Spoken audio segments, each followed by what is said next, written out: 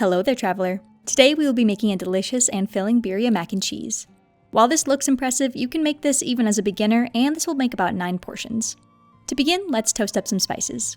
In a pan, we'll toss in 8 deseeded guajillo peppers and 2 to 4 chiles de árbol, depending on how spicy you want it. Also toss in about 3 cloves, 1 tablespoon of coriander seeds, and 1 tablespoon of black pepper. We're going to put this over medium heat, shaking them up occasionally until they smell fragrant. Then, we'll add in about 2 cups of water, bring that to a simmer, then turn off the heat and let them soak for about 10 minutes or so.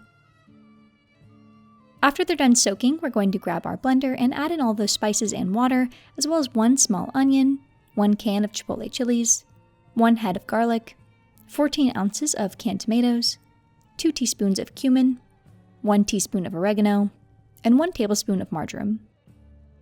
We're going to blend that for a while until you no longer hear any shards of spices moving around in there. Feel free to set that aside while we work on our meat. For our meat, I have a little over 3 pounds of chuck roast here, where I'm just going to take off the silver skin so we don't get many chewy bits in the final product, and then just cut them up into chunks directly into a big pot. I'm going to salt them over with about 1 tablespoon of salt, and then strain this birria mixture over it, using a spatula to help work it through the sieve. At this point, I'm adding in 2 cinnamon sticks to this pot as well. Then this whole pot is going into a 350-degree oven for about 3.5 hours, or until the meat falls apart when you grab it. Let's work on this cheese sauce and cooking the mac while that's in the oven. To another pot, add in about 1.5 cups of milk, as well as about 24 total ounces of your cheese of choice. I would recommend pepper jack, mozzarella, or Oaxaca cheese, but in this case I'm using 8 ounces of Oaxaca and 16 ounces of mozzarella. Please don't use pre-shredded cheese for this, or ever really, it's a big waste of money. Let's save about 2 ounces to sprinkle over top. We can also sprinkle in about 2 teaspoons of guajillo chili flakes into this, stirring until the cheese is melty. Lumpy is good here. I did not do this step because I'm planning on freezing this, but if you want this homogeneous, add in a cornstarch slurry of 1 tablespoon of cornstarch and 2 tablespoons of water. You will also need to grab about 1.5 cups of the birria consommé from the oven and add that in, and taste for salt levels. Set that aside and then get out a big pot for your salted water for the mac. Once this cheese sauce is warm on the stove and the water is boiling, then you can add in your 1 pound of elbow noodles until al dente.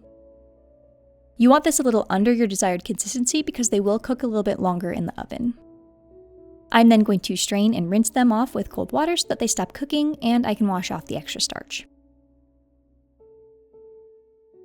We can then add in that whole thing of pasta into the cheese sauce, mixing it up until those noodles are covered. Keep that warm for now. Then let's finally get that birria out of the oven and fish out the meat chunks, adding them into a separate bowl, and throw away those cinnamon sticks. I would recommend adding in a few ladlefuls of the birria consommé here just so that the meat doesn't dry out, and then I'm going to use a knife to cut this meat. I'm just kidding. I'm going to double glove it and mash up the meat, and then set that aside so we can layer our birria mac.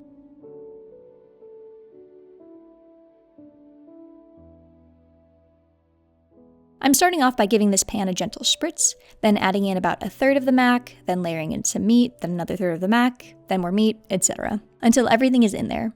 Then hopefully you saved a little bit of that mozzarella to sprinkle over top, then put that into a 375-degree oven for about 25 minutes or until you get some crispy bits on the top.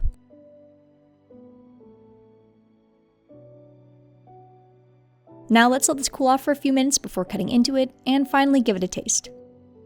Obviously, this is cheese and slow-cooked meat, so it tastes fantastic. And when I froze this to give it to a new set of parents, one of them said it was, quote, life-changing. So I would recommend this. If you like this video, please give it a like and consider subscribing so you don't miss the next one. I'll see you next time.